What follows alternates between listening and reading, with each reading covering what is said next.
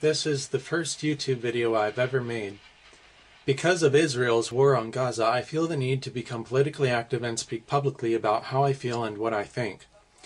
At first I thought it was okay that Israel was going after Hamas because, according to US media, Hamas is a terrorist organization and this is part of the war on terror. But with the more complete information available through the internet, I have come to realize the unfairness and injustice that has been happening to the Palestinian people. When I saw the map of Israel and Gaza, I was confused why I didn't see a country called Palestine when the people are called Palestinians and people keep chanting Free Palestine. I had to ask myself, where is Palestine? I started searching the internet and Wikipedia to learn more about the history of Israel and Palestine. I wanted to learn why there has been such a long and ongoing conflict between them. I also went to YouTube and typed Gaza into the search field. Then I changed the search filter at the top of the results list from uploaded anytime to uploaded this week. I was both surprised and glad to see Jewish people protesting Israel's war on Gaza, demanding an end to attacks on innocent civilians that included so many women and children. I was even more surprised to learn that Jewish people in the US have been protesting Israeli treatment of Palestinians for years. They even have a website, nkusa.org, and you can see their speeches on YouTube by searching for Netre Karta. Use YouTube's time filter to see their most recent videos protesting the war on Gaza. What have Israelis done to Palestinians to cause Jewish people to protest? In my internet searches, I was appalled to learn that Israeli settlers frequently threw firebombs into Palestinian houses and acid on Palestinians to force them to flee from what Israelis claim is Jewish Holy Land. I saw graphic pictures of Palestinian children who had been horribly burned and disfigured by Israeli firebombs and acid attacks. If you want to see what I saw, go to flickr.com and search for Palestinian child burned. You will see quite a few photos of burned Palestinian children by scrolling down through the results. No child should be treated so horribly, especially because of their ethnicity and someone else's religious claims of Holy Land. I was also appalled to learn about what happened to the 23-year-old American volunteer Rachel Corrie, and in the name of justice, I need to speak on her behalf. After giving a television interview about how the Israeli government was treating the Palestinians in Gaza, she was ran over not once, but twice, by an Israeli bulldozer in 2003.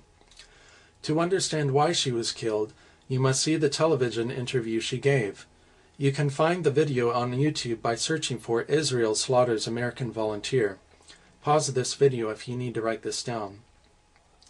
To see her photo, go to flickr.com and search for Rachel Corrie Bulldozer. She and others were standing unarmed and peacefully in front of the house of a Palestinian doctor to protest the destruction of Palestinian houses by Israelis. The others who were with her said there was no way that the bulldozer driver couldn't see her.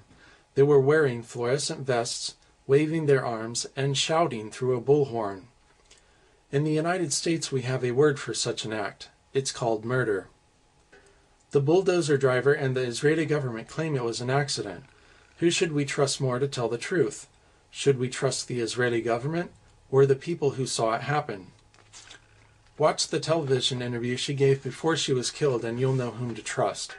Because of what she said about the Israeli government before she was killed and their omission of details about her death, I would like to ask the international community to conduct an independent investigation into her death. They can kill the messenger, but they can't kill the truth. I have posted this video as a response to the video titled Why Israel Won't Let Reporters into Gaza. On MSNBC's Rachel Maddow show, Richard Engel reports that an Israeli official told him Israel won't let reporters into Gaza because they don't want anyone reporting on the humanitarian situation in Gaza. They want to manage the image of the war on Gaza, so they plan to keep reporters out until news coverage switches to the presidential inauguration on January 20th.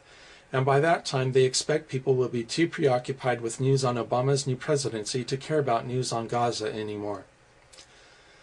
Israel. What have Israelis done to the Palestinians that you're not telling us about? What have Israelis done to the Palestinians that you're hiding from us? We want to know. I did not see a Hamas militants using children as human shields as you claim.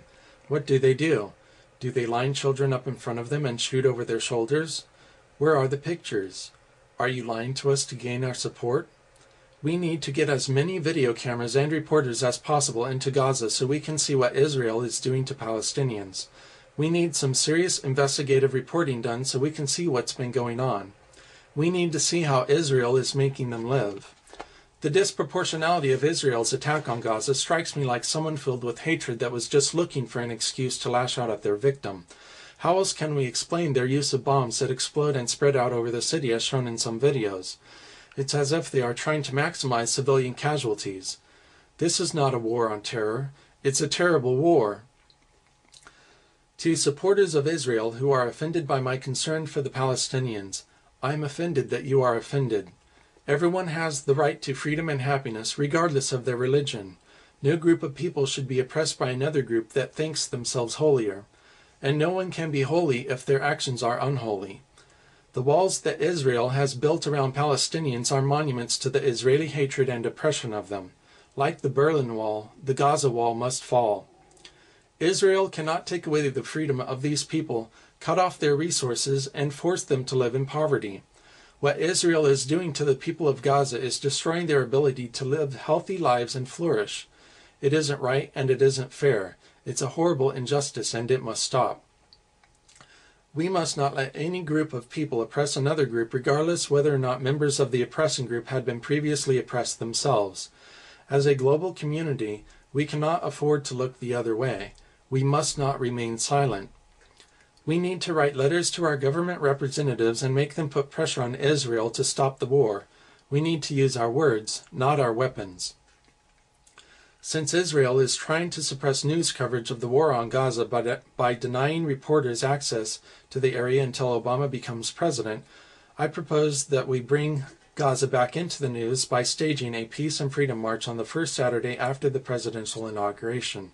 This will be Saturday, the 24th of January. As many of us as possible should go to our nation's capital, Washington, D.C., to show our strength in numbers. The rest of us should stage peaceful protests in our local communities and around the world. Since we are marching for peace, it is especially important that our protests are completely peaceful. There should be no fighting, no riots, and no violence.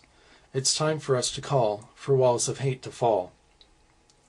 To reprimand Israel for their excessive and irresponsible use of military force against Gaza, we need to quit selling them U.S. military vehicles and weapons and quit giving them $3 billion a year to help fund their military activities.